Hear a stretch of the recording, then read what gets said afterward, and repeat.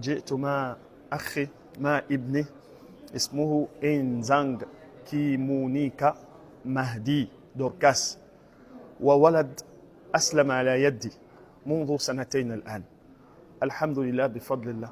وكان إسلامه غريبا جدا. كيف دخل في الإسلام؟ كان يلعب مع الشباب عندنا في البلد. كما تعلمون أنا من دولة الغابون كما قلت لكم. الدولة الغابون تعتبر من الدول ذات الأقلية المسلمة، حيث أن المسلمون هناك 2%، بل الإعلام تكتب 8، لكن الحمد لله نحن كالدعاة نعرفها. فهذا كان يلعب مع بقية الأولاد غير المسلمين، كان يلعب أمام المسجد، وله أخوه الصغير يبلغ من العمر 11 سنة الآن، وعمره 12 سنة، وأقل من أصغر منه بسنة. فجاء إليها وأنا كنت في المسجد مع بقية الأساتذة المسجد، فجاء قال لي كما يسمونني يقولون يا عم زك، هكذا يعني يختصرون كلمة زكريا، اسمه زكريا بزك. قال لي الولد الصغير أصغر منه بسنة، قال لي أن هذا ميدي، يعني ميدي هو اسمه ميدي الأصل، فقال لي أن هذا يريد أن يدخل في ديننا. أنا قلت له فضل، وهذا الكلام قبل 1.5 سنة.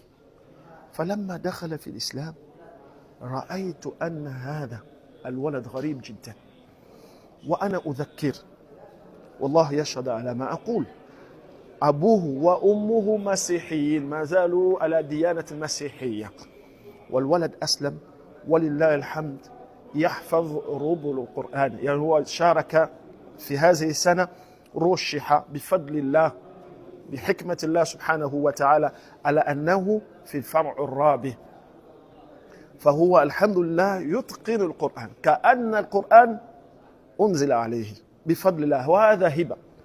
فالولد في الأسبوع بإمكانه أن يحفظ جزء من القرآن، غريب. وأنا ما أستطيع أن أشرح لكم هذا الولد، يعني إسلامه لما دخل في المسجد قلت له، ودائما يكلمني بالإشارة، من النوادر أن يرد عليه بالكلام من آدابه. فأنا قلت لها أنت تريد أن تدخل في الإسلام، وكما تعلمون عندنا في البلد الغابون المسلمون والمسيحيين يعني يعيشون مع بعض، لا يوجد هناك مشكلة، حتى الحكومة ولك الحمد تساعدنا فيه. فواحد يقوم بالدعوة في البلد الغابون على أعلى مستوى، يتكلم في جميع أبواب التوحيد، لا يوجد هناك، بالشرط أنه لا يتكلم عن السياسة، وهذا هو مطلوب في ديننا. فهذا الولد لما أسلم بدأت أن أعلمه الحروف حرفا بعد حرف، وهكذا إلى أن صار بسم الله ما شاء الله عليه. وأتمنى أن يكون في المستقبل إماما، بل أقول إمام من أئمة الغابون. فإن شاء الله تستمعون إلى قراءته.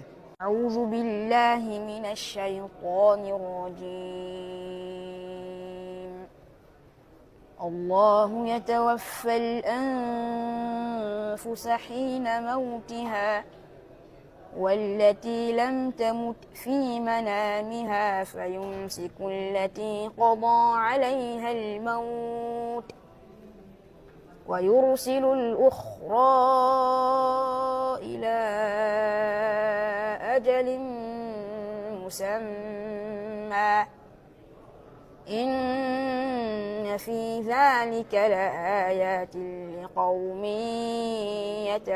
يتفكرون. Je suis devenu un grand imam dans les universités de Médine et Makkah. والولد يقول يتمنى أن يكون إماما كبيرا في المستقبل، وأن يكون على خدمة القرآن وخدمة الدين، ويتمنى أن يكون طالبا في جامعة الإسلامية أو بمكة المكرمة. ففي عادة الولد أعرف ابني لا يتكلم كثير، فنسأل الله أن يجزينا جميعا. الحمد لله على ذلك.